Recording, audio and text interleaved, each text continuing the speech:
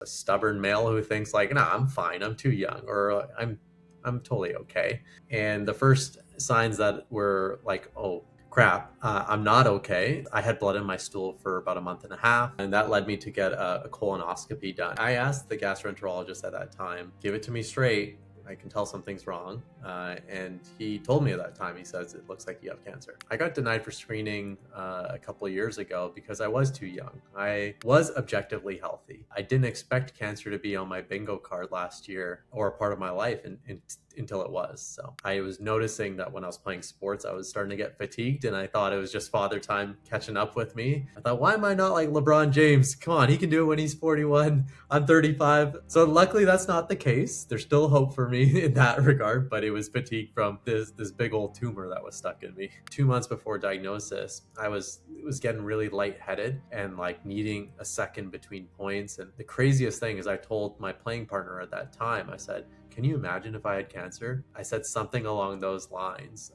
One day that I was just like extremely fatigued while playing. I was caregiving for my mom at the time who was also going through cancer, and I thought it was a lot of my symptoms were stress related, or just being burnt out between work and family. I personally believe that my body was telling me something for a couple of years prior. Once I got a screen test done called a fecal immunochemical test, a FIT test, it confirmed what I could already see, which was blood in my stool. And that led me to get a colonoscopy done. When I had a scope up my rear end while I was sedated by the doctor, I could tell something was not right. I asked the gastroenterologist at that time, like, give it to me straight. I can tell something's wrong.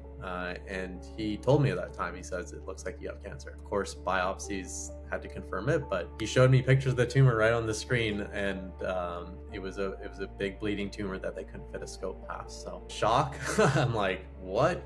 I can't imagine that this would happen to me. Like, kind of always been a stubborn individual that thinks I'm invincible in some ways, and unfortunately, cancer doesn't take that into account. It was tough telling my wife when she picked me up, and I think that was honestly harder, because I kind of nonchalantly said to her, "Oh yeah, by the way, it looks like I have cancer." And that night we cried, and we went through those emotions. My first surgery, I had my full colon removed, a total colectomy. I spent 8 days in hospital. For the first 4 days, I had a lovely thing called an NG tube stuck in me, which is a tube that went down to my stomach. I couldn't eat, couldn't walk, couldn't drink any water either. And I lost 45 pounds at this point. So I was physically weak, and I wrote down how I felt at that time. And one of the worst nights that I had uncontrollable nausea, pain, felt like I was battling mentally for sure. I wrote that down to myself, is that tough times don't last, tough people do. I truly believe that adversity is a gift, and I'm glad that cancer happened to me at an earlier age, that I can apply a lot of lifestyle changes and things that I've learned throughout the process for the rest to longer parts of my life.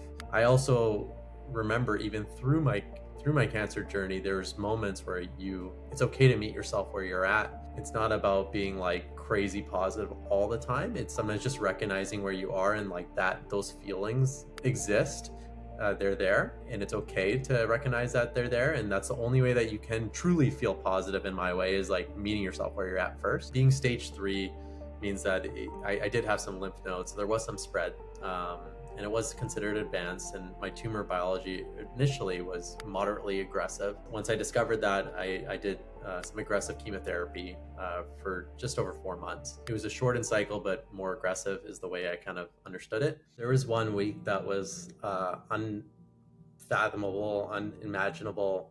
On November 1st of last year, I unfortunately lost my mom to cancer. She had ovarian cancer, and she battled for 5 years, and very grateful for the time that we had with her. But she was only 65. She actually never knew about my cancer diagnosis. But that was one of the toughest parts, is never being able to share that with her, or never having her there as you navigate, and then just losing your mom. That happened on November 1st. On November 3rd, I went to go play basketball to take my mind off things. This was just after my first chemo treatment, and I tore my ACL playing basketball 2 days after.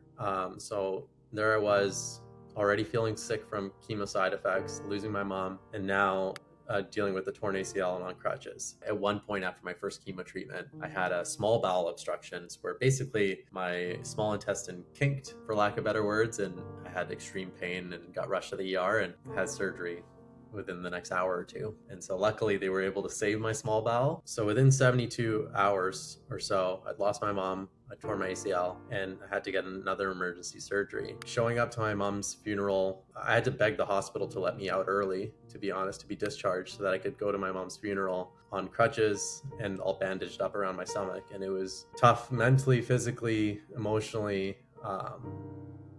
It just felt like an unfathomable week, to be honest. The reason why I share that week often is not for sympathy. It's for realizing that we've all made it through our toughest days that we've ever lived. And so whatever you have in front of you today is not as bad comparatively, and you survived that, so you can survive today. Lynch syndrome is basically a genetic mutation for me that made me more susceptible to get specifically colon cancer as a younger onset. And so I didn't know this at the time. Lynch syndrome also, it gave me I think almost a 50% lifetime risk of getting colon cancer at some point. It also increases my percentages of getting things like prostate cancer, skin cancer. The thing that I actually like about it is that now that it's discovered is I'll be under stricter maintenance and surveillance. And so for anything else to come up, I would be right on it. Relief that I'm not going to feel nauseous.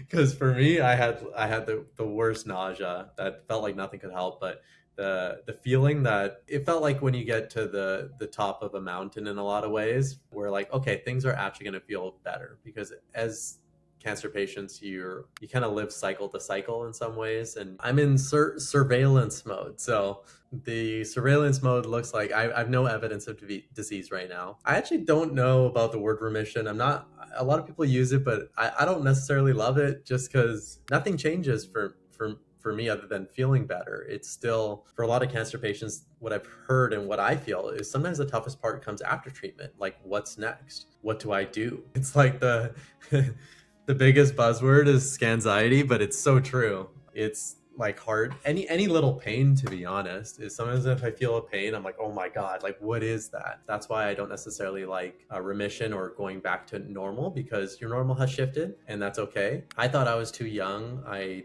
obviously didn't know that I had genetic dispositions at the time. I thought I was objectively healthy until I wasn't. And so the thing that I'd recommend to people is screening saves lives. When caught early, not like me in stage 3, I would still have a colon had I screened earlier. And that would be the thing I share with people. Is part of the company I started, which is a diagnostic company, we launched a colorectal cancer screening test that is available for people to buy and have it shipped to their home, as opposed to having to go through a doctor. And that's our goal now, is to really get people screened as much as possible at earlier stages. The main reason why people don't get screened is typically due to hassle or like having to go see a doctor, which was the case for me. It's like, if I feel fine, I don't need to see a doctor. But the best time to screen is when you feel fine, because you might catch something, as opposed to advancing and then you don't feel fine and it's a bit too late. Adversity is a gift, even when it doesn't really feel like it in the moment. Sometimes we can't control what happens to us, but we can choose what we do with it. I think no matter what, cancer, adversity, or anything in between, nothing can rob you of your